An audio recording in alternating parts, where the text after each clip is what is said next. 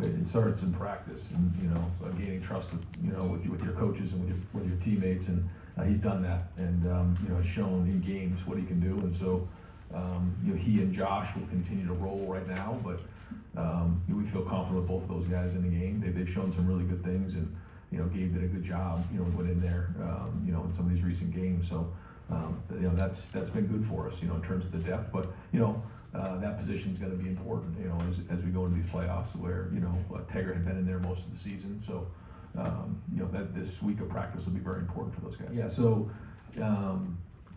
first off, we just really happy for Brian and the opportunity he's getting.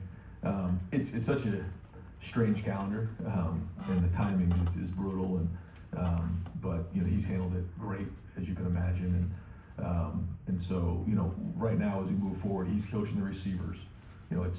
It's a lot on his plate. It's a lot to manage. So we're kind of taking it day to day right now, just in terms of as we move forward, going into the game.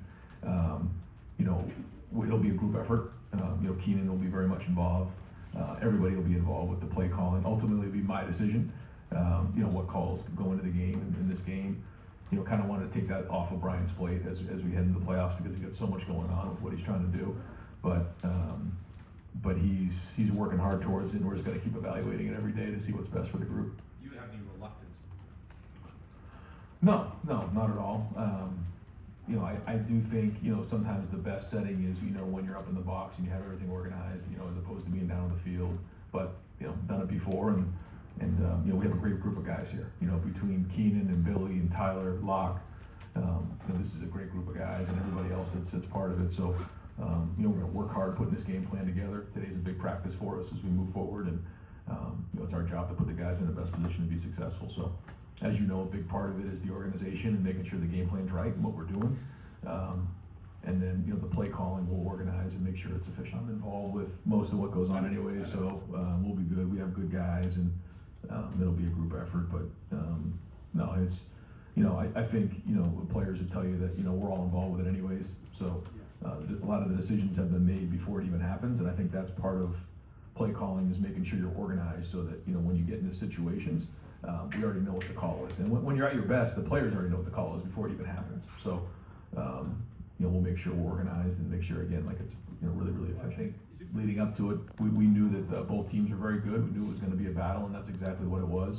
I know that the wind played into it, so there was a lot of things in the game that led to the way it played out. But this is a really talented team. I mean, really talented. They got players all over the field, and so I think our guys knew that. I think they knew that both teams playing were good teams, but once you get done with the game, you finally know you're playing, so that you kind of get focused and targeted, and there's a lot of carryover. Some of the guys on our team know other guys, the guys on their team grew up around them, so they're excited. There was just an energy yesterday in the building as we got to work, and so these guys are excited to get back in here today for practice. Well, when you have this layoff in between the regular season and the first game, you have to identify a lot of different things. First off, coming off the season, you have your self scout, you have different things you want to look at, but then also, like you said, keeping your edge, and you have to sit on that loss for a while, and that's not fun, but it does wake us up early in the morning and keep us here late at night, and making sure that we're doing everything we can, because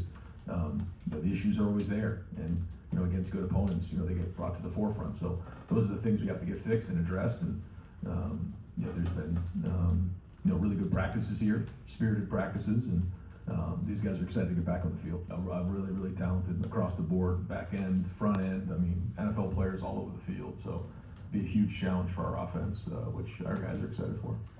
Now, I think people really knew, leading up to that game, what he went through to get himself healthy to play in that game, and then play the way he did without really practicing much that week.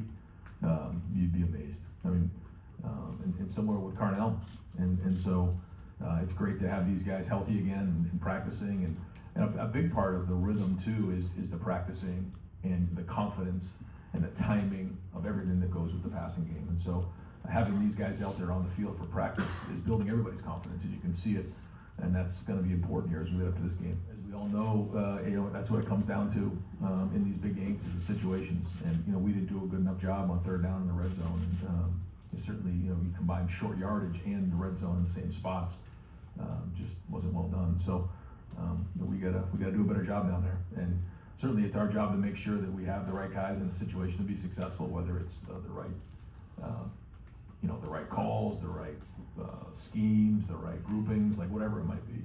And that's it. But it's everybody involved with it, and we'll keep working to make sure that we do a good job of scoring touchdowns when we get down there.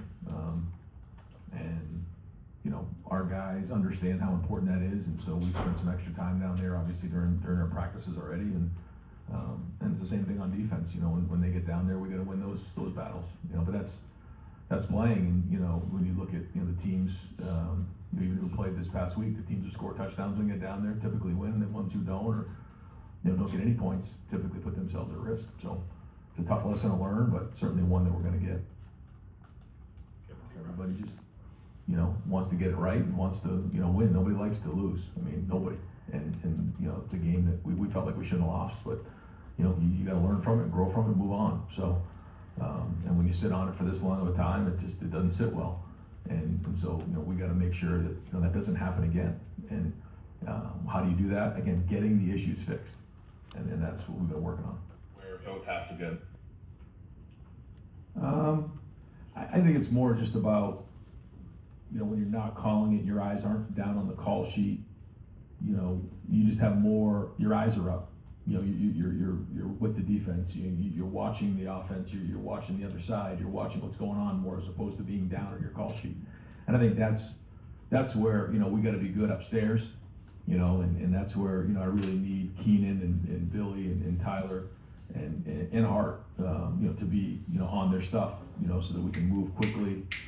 Billy will get the call to the quarterback, because to have your eyes down the whole time as a head coach to me, it's not the right fit. So, it just allows you overall to have a better handle on your team and what's going on. So, that's been the best. Now, that being said, there's not a game that's gone by where, not involved with every single call and listening to every call and making sure that, it's what we've agreed upon going in. So, it's similar to the way it was before. So, again, it won't just be me, it'll be everybody involved with it, and we need everybody to be on their game. Well, we're not in the business of making excuses or anything like that. We just didn't get the job done. So we need to do a better job of that, and certainly finishing off drives. And that's it. And we didn't establish the run well enough. We took too many sacks and didn't play good situationally. So and that's everything. That's schematically there was some really good things. Really good things. There was some things that weren't very good. There was some really good execution, some bad execution. So. You look at it. It wasn't just all one thing. It was just everything in together, and we got to be tighter than that, in order to win these games and certainly beat Miami. To having a day, not having a day like they had. Block them. Not easy. All of them. Moten, Bain, Messidor. They're good players, and they come, and I think Jason Taylor's doing a great job down there coaching those guys and the way they play, and so it's a huge challenge for our offensive line and what comes with it. But as we've always talked about, it's not just the offensive line; it's everybody involved with it. It's the receivers running routes. They're not running routes against the DBs; they're running routes against the pass rush. It's the quarterback understanding. It's tight ends and running backs picking up protection. These guys do a great job on defense. They bring blitzes from all over the place, and it's hard to recognize where they're coming from. And then they have this front that just disrupts the game. So what a great challenge for our guys, and so we need great weeks of preparation, not just in the meeting room and on the walkthroughs, but also on the field. Replicating the speed and power that's coming at us. So our guys are fired up, man. They certainly have everybody's attention here, and so again, it's going to come down to our training here this next week. Yeah, I don't think it's just one thing, like you said. I think the first thing was building trust.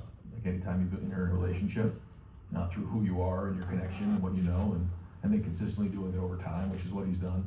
But his background speaks for itself, and putting guys in this situation to be successful. And every player just wants someone that's going to be there to get him better, but also wants someone who's going to care about him. He's done both of those things.